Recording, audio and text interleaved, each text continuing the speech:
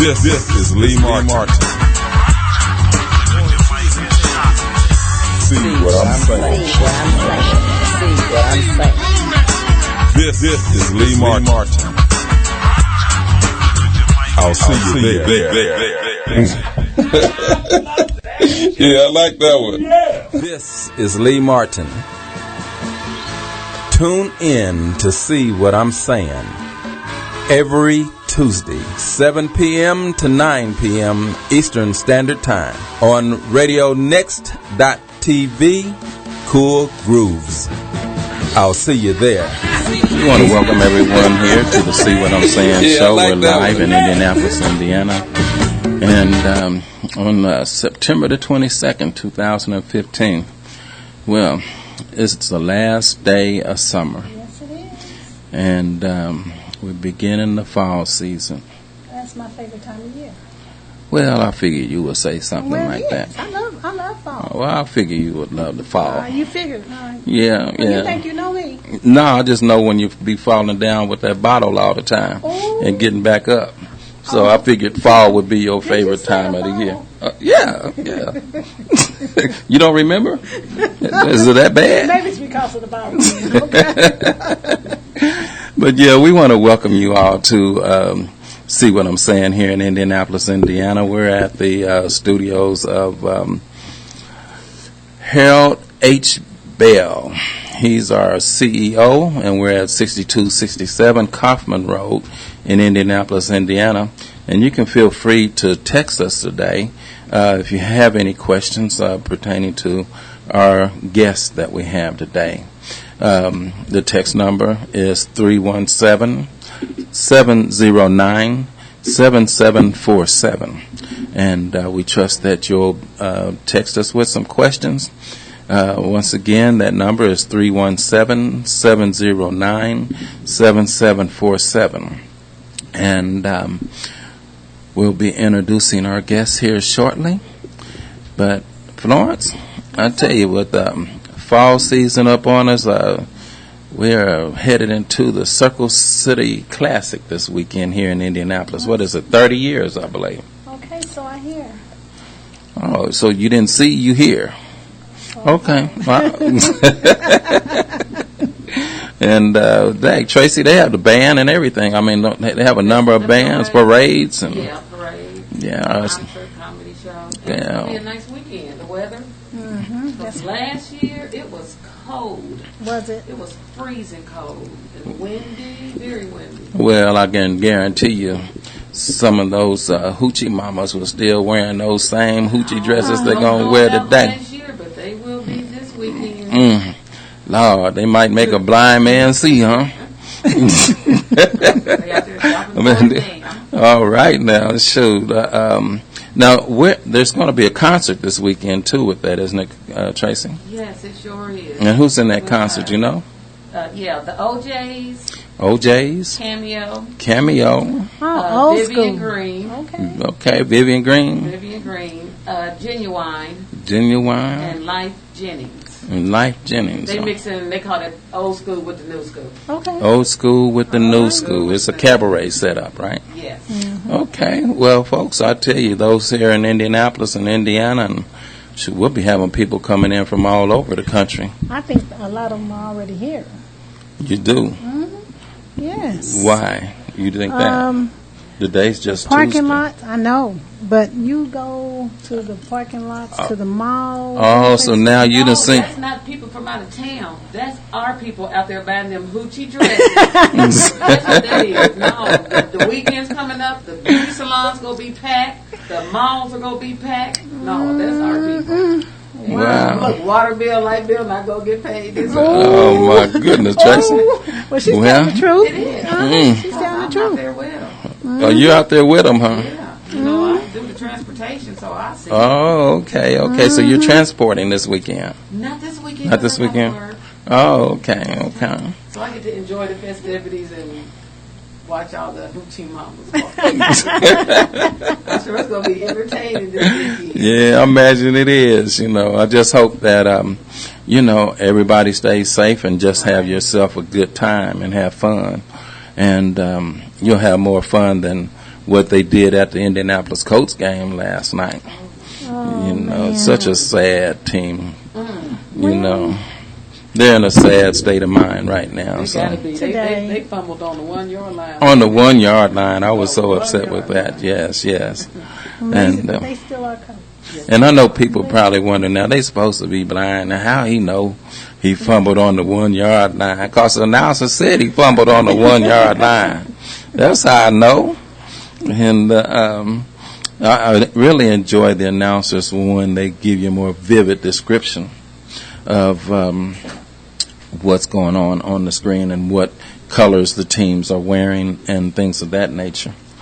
So that's always fun, and to know we follow sports and politics and everything else, but I'm not going to get into the political realm of it all, other than we did go visit our congressman this past week, Andre Carson, Yes, we did. here in Indianapolis, Indiana. Well, we didn't visit Andre, Congressman Carson, but we did get a chance to visit with Megan, one of the aides. She's a precious lady. She's been there for quite some time, too, as we were discussing some of the issues confronting the blind community. And that was the TIME Act, TIME, transitioning into integrated and meaningful employment. As many of you may have heard us on the radio talk about the severe unemployment rate, as well as underpaid, unfair wages, a loophole that's been put into the law, a little certificate, from 1938, that keeps some people that are blind or disabled with very low wages, very ridiculous. We even heard the amount of 3 cents an hour. And it's very sad when we do have those individuals that are disadvantaged but still able to get up and work and have a cheerful demeanor about themselves and be productive. So there's a lot of work to be done. So if you're listening to my voice, you can write your congressman and ask them to co-sponsor H.R. 188, and that's the TIME Act. So please do that, and we're going to be right back in a few minutes with our guest. So enjoy the music as we take a short little break. So we'll see you in a few minutes on the See What I'm Saying show here in Indianapolis on RadioNext.tv on the Cool Group site. You know, Diddy, baby, What you saying, honey? I want to do it again. Oh, anytime you wanna, honey. Just come on over. Got a little red wine ready. Oh, you wanna talk to me, baby?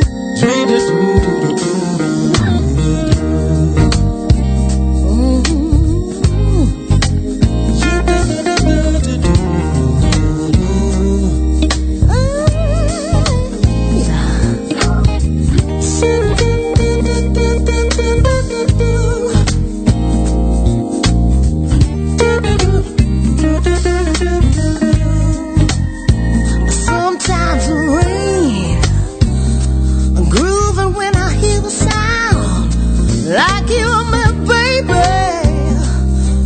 getting down with the sounds around. Oh, the smell of the morning flower as we pass away an hour. I wanna do it again. I do it again. Oh, love, let's do it again. Let's do it in the morning, sweet breeze in the summertime, feeling your sweet face, all laid up next to mine. Sweet love in the midnight, good sleep come morning light. No worries about nothing, just getting good, just getting good, just getting good. Love,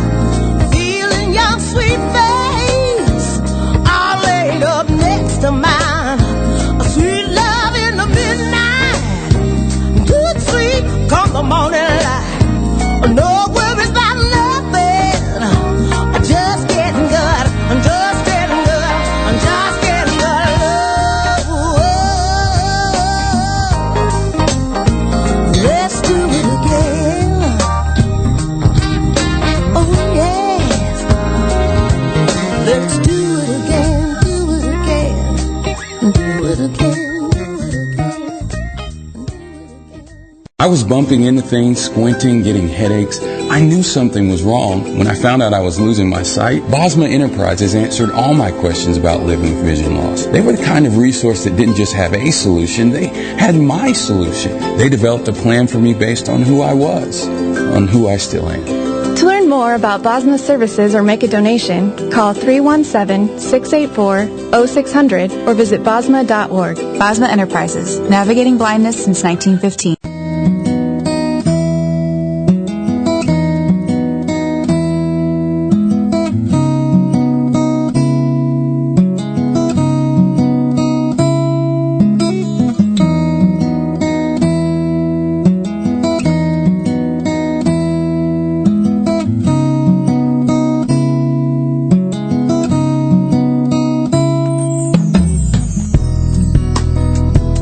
Makes any difference? I still love you, girl.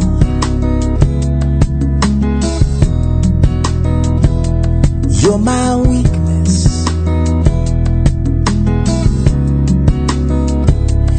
You change my world. Share my life. Trust in me.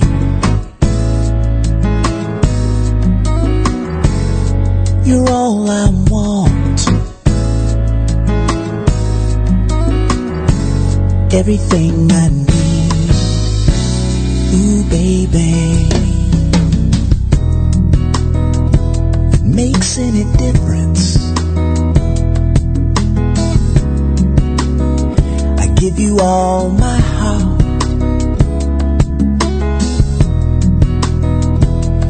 Girl, my sun sets anywhere you are.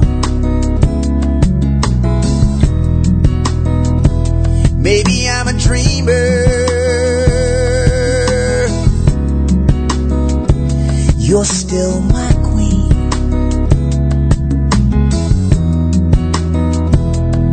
Your love's like a river, girl.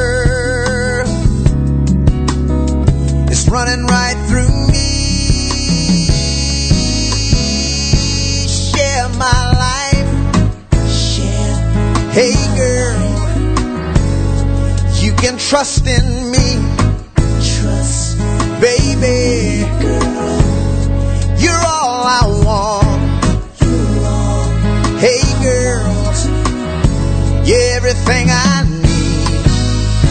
Hey babe. You're my dream and my joy. My heart belongs to you, girl.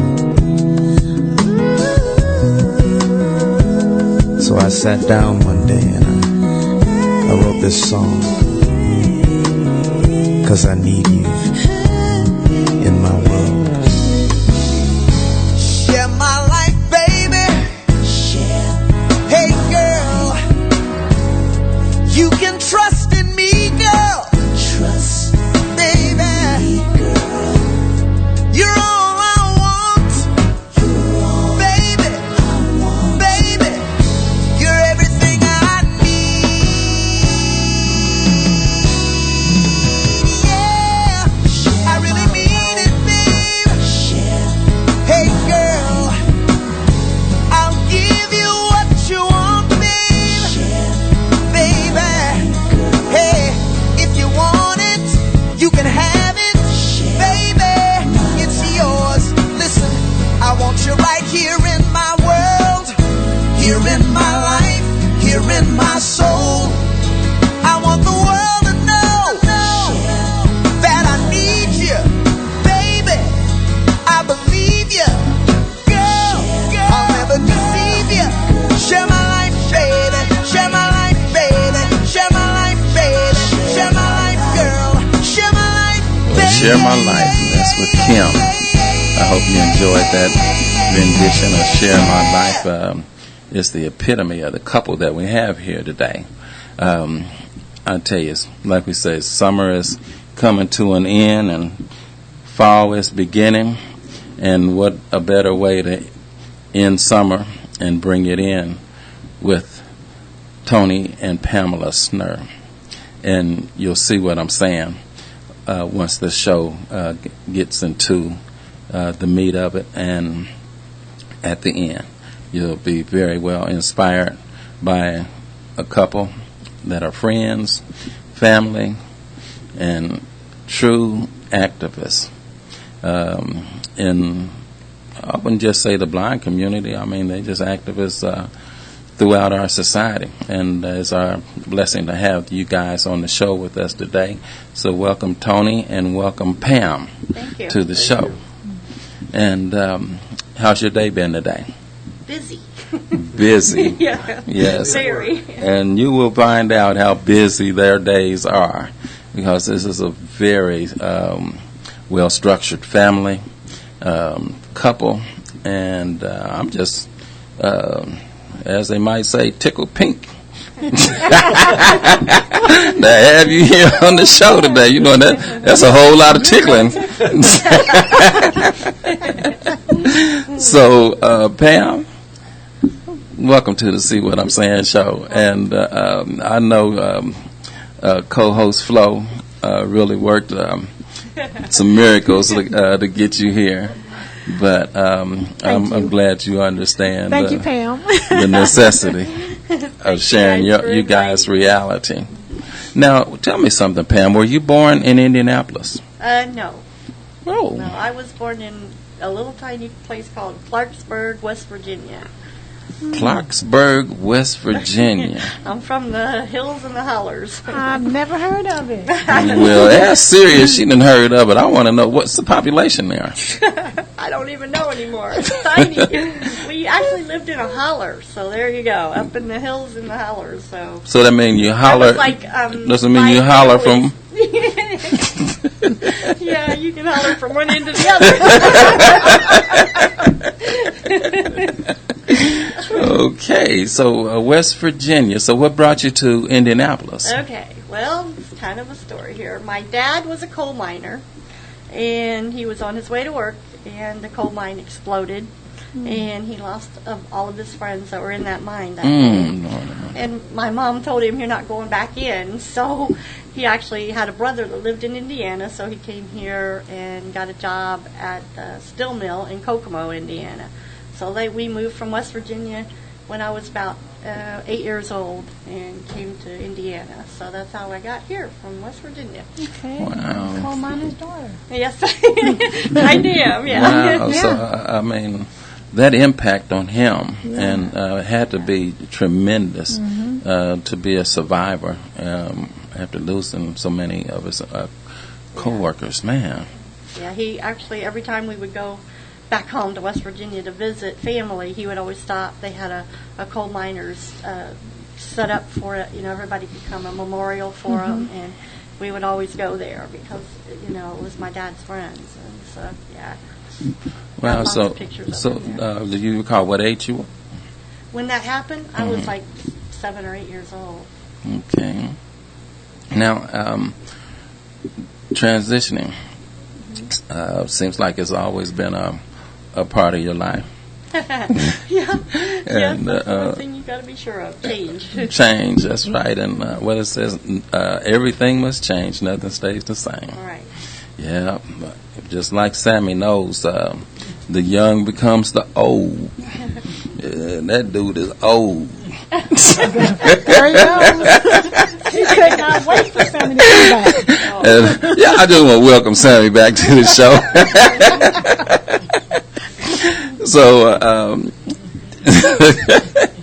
So tell me something, Pam. Have you always been coping with sight impediment? Actually, I was born totally blind, and I had about 5 eye surgeries. I was born with a rare orphan disease called Hallermann-Streiff syndrome, and it's called HSS, was what we call it now for short, because we don't want to say Hallermann-Streiff syndrome all the time. So, but it was a rare orphan disease, and it caused my blindness. I had cataracts, but after 5 surgeries, I got some sight back. My mom always told the story about bringing me home at Christmas, and it was the first time I could see. And she said I stood up the whole way back from Pittsburgh, is where I had to go to get the surgeries done. So she said that was the first time I could see. So she always talked about that story. Said, you know, the doctors all knew for the first time I was like a year, maybe almost 2 years old before I could see anything. So she said always talks about that story. Wow. So at this point in time, how much sight do you have now? I have like 2,400 in my good eye, and my other eye is just finger counting. So I can see good enough to like get around with my cane, but print I have to use, they usually use JAWS on my computer, and I use a magnifier if I need to. But that's pretty much it. Well, tell me something. Can you see, features and faces and things of that nature? I can't see details. I can't tell if you have a big nose or what color your eyes are or anything like that. But no, I can't see features. I couldn't identify you. If I saw you on the street, I wouldn't know unless you talked, and then I would know you. Okay. Well, I tell you, I was going to ask you, well, even with what vision you do have, you can tell me I look better than Ron Brown, you though, right? Look very handsome. Very handsome. So people often say that he and I have some similarities, the way we look, Okay. But that's our president of the state of Indiana, and also our second vice president on the national level, the National Federation of the Blind. Very good gentleman. So, moving to Indianapolis with your family, your father worked in Kokomo. Right. So, and you went to school in Kokomo? I actually, we lived in a little tiny town. Another one, huh? Another one.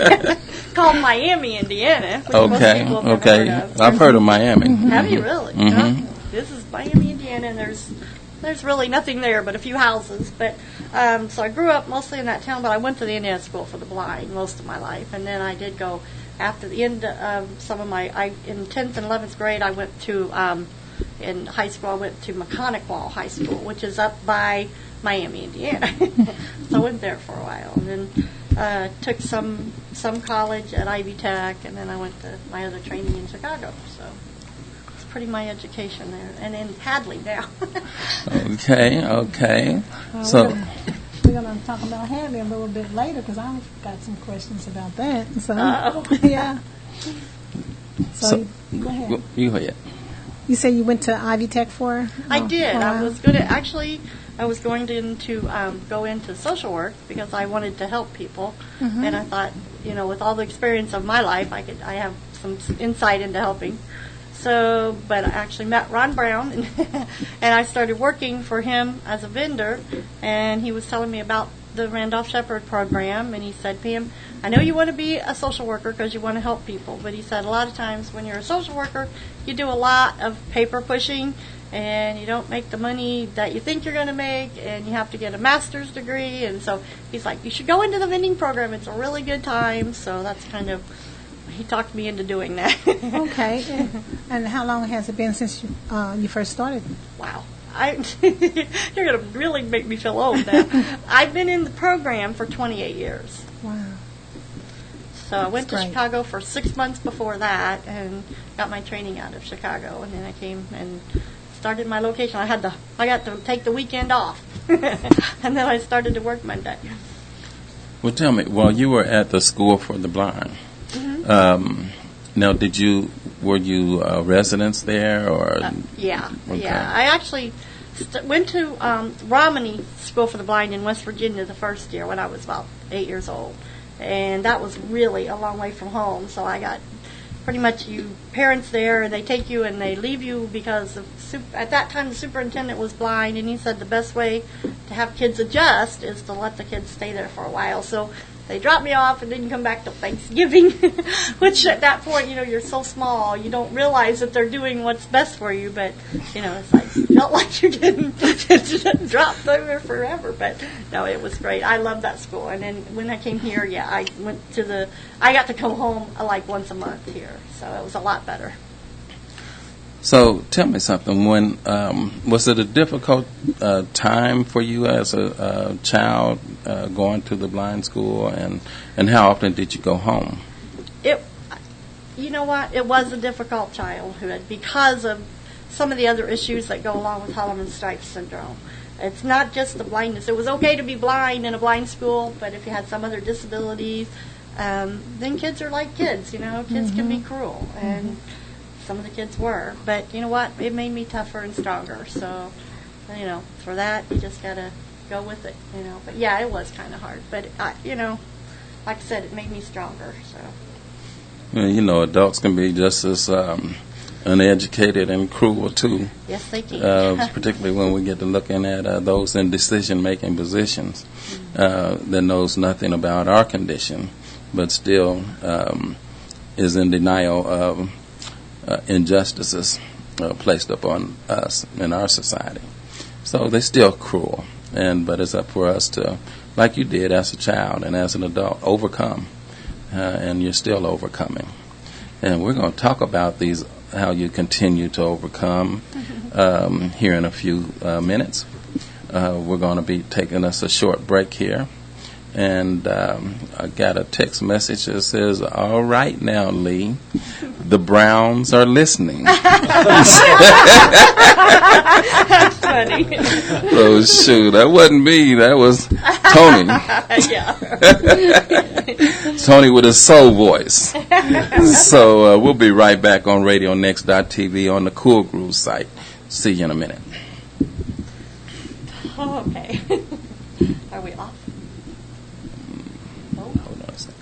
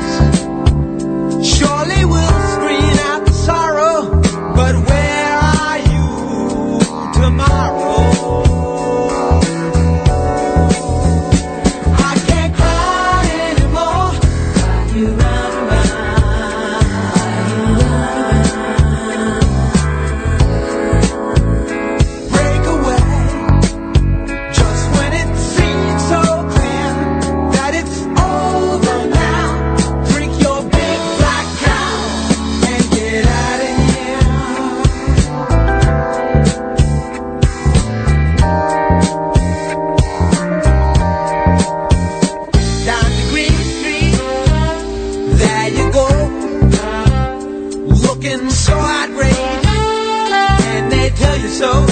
You should know how all the pros play the game. You change your name like a gangster on a run. You will stagger home to your precious one. I'm the one who must make everything right. Talk it out till daylight. I don't care anymore. Are you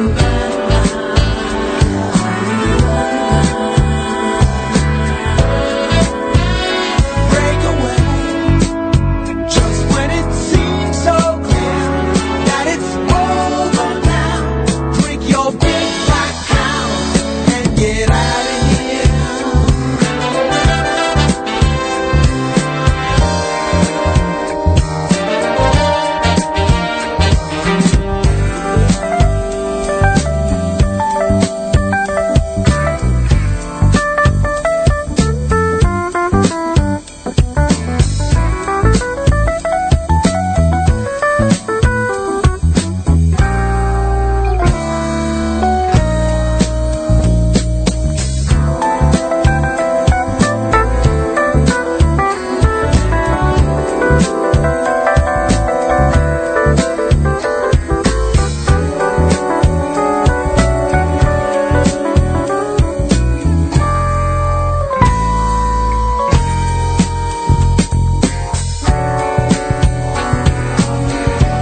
I can't cry anymore.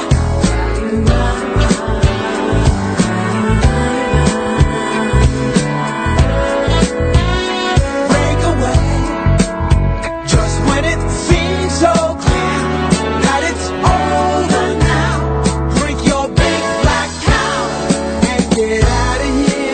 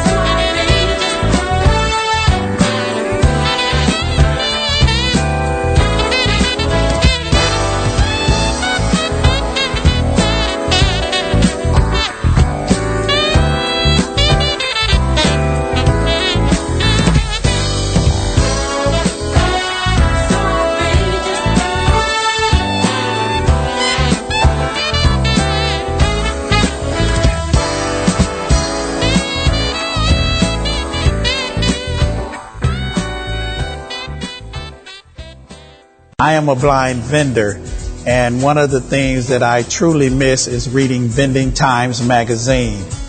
Hoosiers can hear Indiana magazines, circulars, national magazines, and information from across the globe. Learn more by calling 855-963-6476 or visit nfbnewsline-in.org. It is a fantastic service. Subscribe free to NFB Newsline today. Yes. Okay, and we do want you to subscribe free to NFB Newsline. As you heard the vendor, Mr. Ron Brown, you probably hear his name several times tonight. And you were referring to Ron a little bit earlier, Pam, and how he inspired you. Oh, yeah. Ron's influenced a whole lot of people's lives. Yes, he really he has. I mean, yeah, if it wasn't for Ron Brown, I don't know, what I would be doing right now, because going into the vending program was such a blessing, and it's changed our lives. I mean, Randolph Shepherd program truly changed our lives for the better, and we'll be forever grateful for that program. So, thank you, RB. So tell me, okay, how did you, when you graduated from the Indiana School for the Blind and Visually Impaired, was it visually impaired at that time too? No, no, that's that kind of came along just in the last, since 2000. It was always just ISB, Indiana School for the Blind. Now, did you participate in any sports or any other activities out Anytime there? there was sports going on, I was there. I was a cheerleader for I don't know how many years, and I was on the swimming team, and I'm only 4'11", so I really wasn't that great at swimming, but I loved it, so I stayed on the swimming team, and yeah, I always was involved in student council. I was the secretary for student council, so yeah, I was always involved in pretty much anything that was going on. Now, dating. Did you date? Are you at the end of dating age at the blind school? Yeah, and dating for blind kids is just a lot different, at least when I was there. I'm sure maybe it's changed now, but you had, the kids at school, that's pretty much who you dated. If you dated anyone, it was somebody from our school. So, and there was only like 160 kids in our whole school. So it limited who you could date because the high school was probably about 40 kids maybe, and that was 9th through 12th. So, you didn't have a whole lot of guys to pick from. But yeah, we would go to dances with different ones, and I had a couple boyfriends here and there. But, Okay, all right. You had a wholesome life before you met Tony, huh? But yeah, I did. I had to meet some. Yeah. I was actually married once before, and okay. And he decided that he liked my best friend better. So he said he had a midlife crisis. I said, I don't know if you had a midlife crisis or not, but you certainly gave me one. So, that was all right. That was actually the best thing he ever did for me. So, because then I did find Tony, and that's the best thing that could have happened ever. So, yeah, how it goes sometimes. Well, but that's all right, because that's right. I learned. I have 2 daughters. I was gonna ask you if you have any I have children. 2 daughters. Yeah, and but Tony's pretty much their dad. So when first husband left me, he left my kids too. So, but that's okay because Tony was there, and Tony's been there ever since. That's right. So save the best for last. I did. I did. Best thing that could happen. I mean, seriously. So, great husband. Your curriculum there at Indiana School for the Blind, we'll call it that since that was your era. Now, did you study Braille a lot, or? I went to the blind school in Romney, and the first year I was there, like I said, the superintendent was blind, and his philosophy was any kid that comes to the school will learn Braille. And so I spent the whole year learning Braille, and I can still read Braille to this day. When I came to Indiana, they put me back on large print, which, I think I would have been a whole lot better off if they would have left me on Braille. But they didn't. But I still use it to this day, so I love Braille.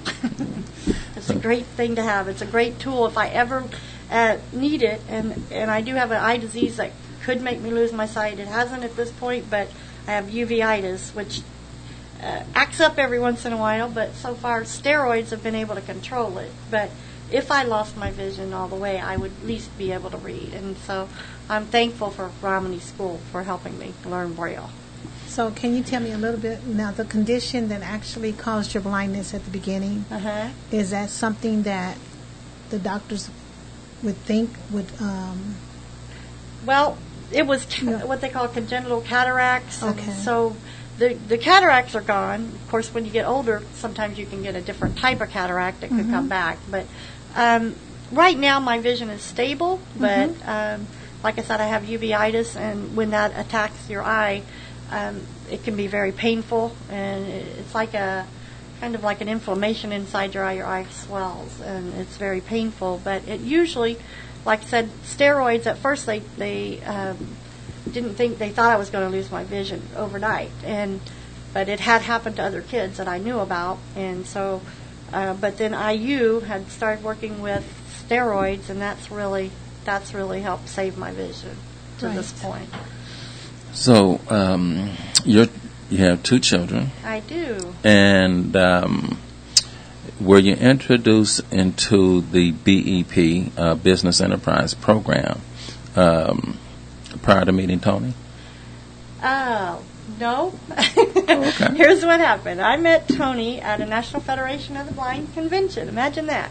My first convention, and actually it was Tony's first convention, and it was in Kansas City, Missouri. and we just happened to be at a dance, and I was trying to find somebody from Indiana, and he was standing there, and I just said, well, he can't see me, so I'm going to go ask him to dance. And so I did, because I told him I was looking for someone from Indiana. So he happened to say, well, I'm from Indiana. So that's what, and then he wouldn't let me go. So. Oh, okay. So, Tony, what did you feel? How did you feel about a young lady walking up to you and, you know, I mean, I was actually happy to meet her, and it was like one of those. I never was one of those people that believed that, I thought love at first sight was one of those things that happen in love stories. It's nice to read about, but I didn't know it was real until I learned it is. That's awesome. No, you're from Indiana. You're from Indiana as well. Yeah, I actually was living in Minnesota at the time, but I'm from Indiana. Okay, so you kind of threw her a little curve. Yeah, you lived in Minnesota, but I'm from Indiana. Yeah. Okay, that's good. Yeah, that's good. That's living good. in Minnesota for about a little under 4 years at that time. Okay, now were you born blind, or or as one lady asked me, did blindness find you, or did you find blindness? I found it. It found it very quickly as a start, a little bit, and then it found the rest of me later because I found the rest of it later. Actually, I was born partially sighted.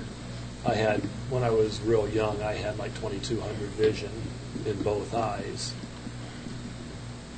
and it slowly went down. It was probably like 2400 when I was an older teenager, and then in my early 20s, it was slowly ramped down until it went to next to nothing, and then nothing. So during your teenage years, adjusting to this condition, were you still able to go through mainstream school?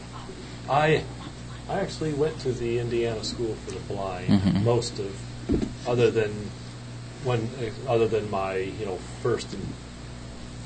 first couple years of school, I was living in Texas because I was born in Indiana, but then my parents moved to Texas when I was like 1, and they didn't move back to Indiana until I was 9. Okay. So between that time when you were in Texas, did you attend the School for the Blind there, or? It was a public school that had special classes for the blind. Now, can you recall those days? Were those days, the education that you were getting then, were you treated any differently because of your blindness, or were you, included or integrated into the classes with your sighted peers? I was not integrated with sighted kids. I would encounter them on the playground, but other than that, I actually got delayed a year because what they did with all of us was when I was in first grade, they had us, like the first couple of years, I was a print reader, and then they decided, I had 2200 vision, but they switched me into a class, and they said, you're going to learn Braille because, you are considered blind, you're going to learn Braille, which really I'm glad that happened because I learned Braille young, so I really had a year of doing a lot of reading and learning Braille that year before we moved back to Indiana. And then, of course, when I moved back when I went to the Indiana School for the Blind, they put me right back on print, where I stayed for a number of years, and then I slowly migrated back to Braille. But at least learning Braille, starting out young, it helped my Braille skills. So to this day, my Braille skills, they're pretty decent. And I love to read, so that's something I'm grateful for, that I learned Braille young. Now, I guess I'm just thinking about my sighted listeners, those that may not know anything about Braille or just have heard of Braille, you could give them a small synopsis of what Braille is. Basically, what Braille is, it was a system that was actually invented in France by Louis Braille in the 1800s, and it's a matrix of 6 dots is what we call a Braille cell that make up, and the combination of those 6 dots make up the letters and numbers of the Braille alphabet, and how it, if you can imagine like half of an egg carton. So you take an egg carton that holds a dozen eggs, just break it in half and have it up and down to where you have 3 of them on the left and 3 on the right. That's what a Braille cell looks like. And each letter, like, the letter A is 1, dot, and letter B is 2 dots going down, dots 1 and 2, and C is dots 1 and 4, and then so on and so forth. The different combinations make up the 26 letters of the alphabet, the numbers, numerals 1 through 0, and various punctuations and whatnot. And part of there's context, because anyone out there listening might think, if I'm doing the math, there's 64 possible combinations that you can have with a 6-dot Braille cell. So there are some characters that can mean more than one thing based in their context. Matter of fact, there's a lot of short form words where if you have a letter by itself, like for instance the letter G by itself means the word go. The letter H is the word have. So there are that's what we refer to as a Braille contractions. Well, I know what I really have been amazed with Braille and the contractions, particularly because it was when I first lost my sight. I was came into the National Federation of the Blind when they and met Ron Brown, and his thing was would let you know that, hey, if you can't read print and you can't read Braille, what does that make you? Functionally illiterate. Exactly.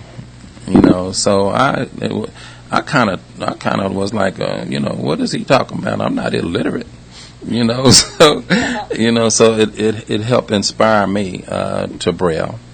And I tell you, I really have enjoyed reading it and practicing it. I do it every day, whether I have the Braille cells or slate and stylus or anything in front of me. I either envision it, or I just, if I'm sitting down, like last night watching the football game, I was writing the coach was kind of peeving me off a little bit.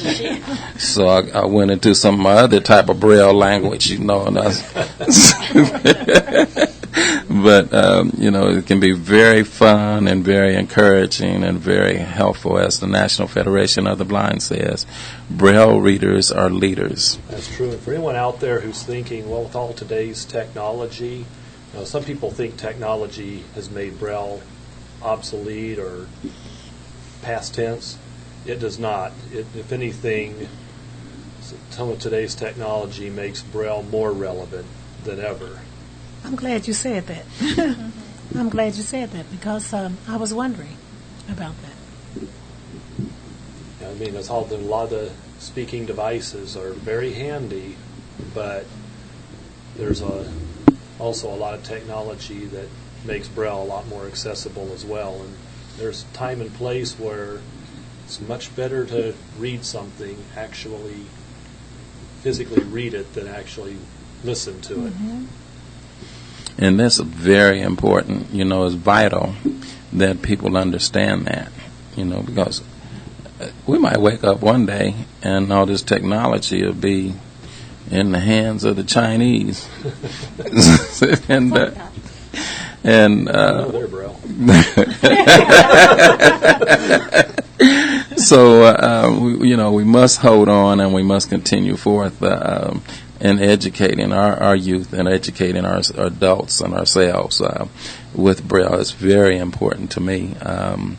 And once again, I want to thank Gene and Ron and Paul and you guys for keeping that going. You know, I mean, it's just vital.